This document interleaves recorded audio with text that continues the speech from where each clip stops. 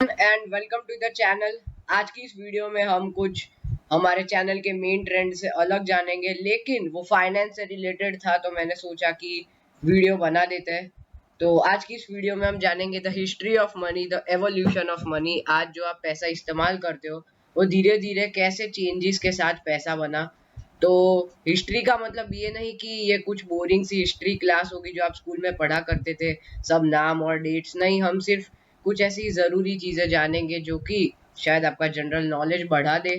So let's start with the video.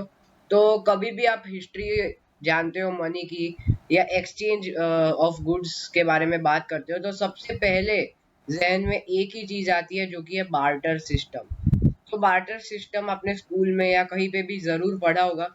तो सबसे पहले आज हम बार्टर सिस्टम की बात करते हैं और ये सबसे पहला ऐसा मीन्स था जिसके बेसिस पे एक्सचेंज ऑफ मटेरियल होता था। तो चलिए जानते हैं।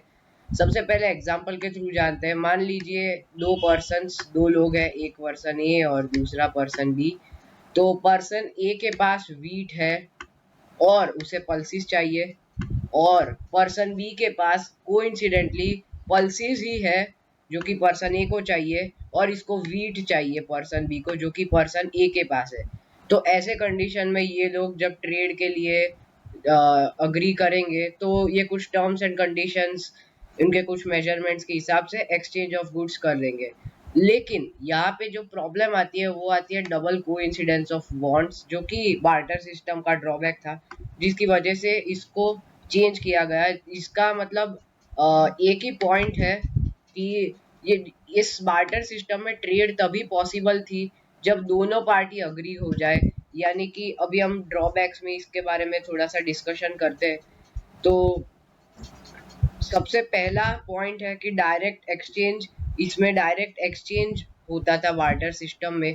मतलब जैसे जैसे नई चीज़ें आती गई, जैसे कि दूध था, फिर दूध से दही, फिर घी, चीज़, मेयोनीज, इस तरीके से जैसे नई नई चीज़ें इन्वेंट होती गई, वैसे बहुत मुश्किल था आपका जो आपको चाहिए और सामने वाले के पास है ऐसे लोगों को फाइंड करना। दूसरी चीज़ है डबल कोइंसिडेंस ऑफ वांट्स, जैसा कि हमने डिस्कस किया। मतलब अगर आप किसी को ढूंढ भी लेते हो तभी भी उसको शायद वो चीज़ नहीं चाहिए जो आप उसे दे रहे हो, या फिर उसको वही सेम चीज़ चाहिए जो आपको चाहिए। ऐसे कंडीशन में दोनों ही पार्टीज का नुकसान हो रहा है। एंड इसके बाद बनाया गया इनडायरेक्ट मीडियम ऑफ एक्सचेंज, जो कि डायरेक्ट मीडियम से अलग था।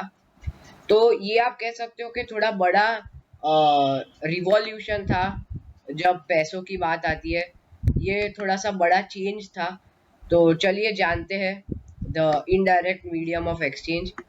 तो जैसे कि उसमें डायरेक्टली होता था बार्टर सिस्टम में, इसमें जो चीज़ आपको चाहिए उसको कन्वर्ट कर दिया जाता था एक कॉमन मीडियम ऑफ एक्सचेंज में। जब आप पैसे देखते हो तो आपके पास ऑलरेडी एक कॉमन मीडियम ऑफ एक्सचेंज है, इसमें उसे कन्वर्ट किया जाता था। इसीलिए एक थोड़ा बड़ा रेवोल्यूशन है। चलिए एक एग्जांपल के थ्रू समझते हैं। तो यहाँ पे जैसे कि मैंने एग्जांपल में ले लिया है sea shells as common medium of exchange. ऐसे कई सारी चीज़ें होती थी जैसे कि एलिफेंट टस्क या कुछ अलग टाइप के कार्व करे गए stones as common medium of exchange. तो यहाँ पे दो पर्सन है, पर्सन ए और पर्सन बी। अब वहां पे कैसा सिनेरियो था बार्टर सिस्टम में कि दोनों के पास कोइंसिडेंटली ऐसी चीजें चाहिए जो सामने वाले के पास है, लेकिन ये कंडीशन थोड़ी सी अलग है। चलिए इसे एग्जामिन करते हैं। सबसे पहला पर्सन ए के पास वीट है और उसे पल्सिस चाहिए, पहले वाली कंडीशन। लेकिन पर्सन बी के पास पल्सिस तो है लेकिन उसे वीट नहीं चाहिए, उसे कुछ और चाहिए। उसके पास वीट है, उसको राइस चाहिए। तो ऐसे कंडीशन में पर्सन ए के पास तो राइस नहीं है, तो अब ये राइस नहीं ला सकता। इसके पास वीट है लेकिन पर्सन बी को वीट नहीं चाहिए। तो ऐसे कंडीशन में एक्शन में आता है एक थर्ड पर्सन, पर्सन सी, और इसके पास राइस है। अब ये क्या करेगा, पर्सन बी इसको पल्सिस चाहिए पर्सन ए को, तो ये पल्सिस इसे दे देगा। एंड पर्सन ए उसके बदले इसको पर्सन बी को सी शेल्स देगा। जैसा कि आप यहाँ पे देख पा रहे हो सी शेल्स, यहाँ पे मैंने एक पाथवे बनाया फ्लो चार्ट जैसा। तो ये पर्सन बी को दे देगा पर्सन ए सी शेल्स, किसके बदले, पल्सिस के बदले जो इसके पास थे और पर्सन ए को चाहिए थे। इसके बाद जो सी शेल्स है उसकी मदद से पर्सन बी अप्रोच करेगा पर्सन सी को, एंड उसके बाद ये राइस ले लेगा एंड इसको सी शेल्स मिल जाएंगे। यानी कि तीनों का बेनिफिट हो रहा है। जैसे कि आप देख पा रहे हो मैंने ग्रीन टिक लगा है, मतलब तीनों का काम फुलफिल हो रहा है।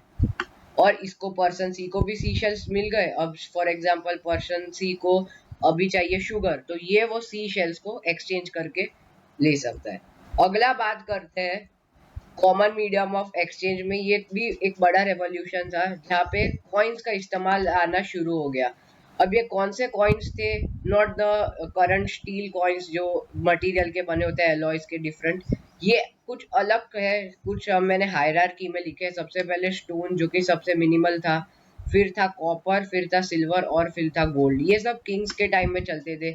स्टोन के बारे में मेरे पास थोड़ा इंफॉर्मेशन है, मेरे पास उसके लाइव कॉइन्स है तो मैं इमेजेस शेयर कर दूंगा।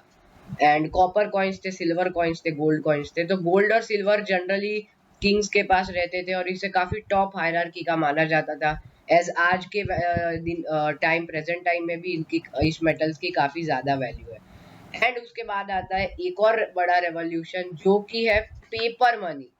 तो आपको लगता है कि पहला पेपर मनी इंडिया में बना होगा? वेल ये तो थोड़ा कंट्रोवर्शियल चीज हो गई, लेकिन 7th सेंचुरी में, according to me 7th century में चाइना में सबसे पहले टैंग डायनेस्टी ने पेपर मनी को बनाया। तब पेपर भी सबसे पहले चाइना से ही इंट्रोड्यूस हुआ एंड वहां पे ही बना था। तो वहां पे पेपर मनी का सिस्टम आ गया एंड ये कुछ ज्यादा नया इन्वेंशन नहीं था, कॉइन्स की जगह पेपर मनी बना दिया। तो लेकिन उसके बाद ये जो आज का जो मॉडर्न डिजिटल वर्ल्ड है जिसमें डिजिटल मनी के रूप में सब होता है, UPI transaction, online bank transfer, जिसके बारे में मैं वीडियो भी बनाऊंगा लेकिन वो थोड़ा टाइम बाद आएगी।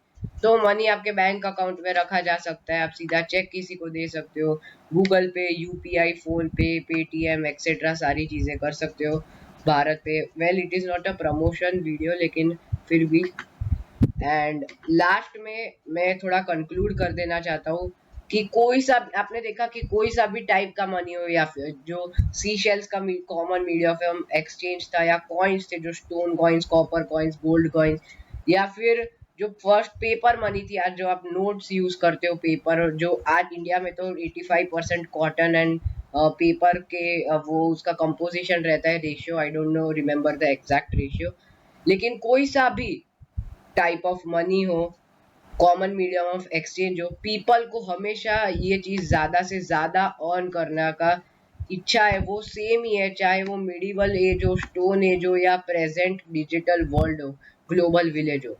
और अगर आपको इसी तरीके की पैसिव इनकम अर्न करनी है तो आपको जस्ट मुझे फॉलो करना है। मैं जल्दी ऐसी कई सारी अच्छी वीडियोस लाऊंगा एफिलिएट मार्केटिंग के बारे में। तो इन शॉर्ट आपका मैं फाइनेंशियल नीड्स को पूरा एकदम सिंप्लीफाई करके दूंगा। यहाँ पे अभी हमने स्टॉक मार्केट मार्केटिंग के बारे में ही बात की है, आगे हम बिजनेस रिलेटेड आइडियाज के बारे में भी बात करेंगे। So please just follow me. और मैं वर्कशॉप्स भी रन करूंगा जैसा कि मैंने पिछली वीडियो में कहा था।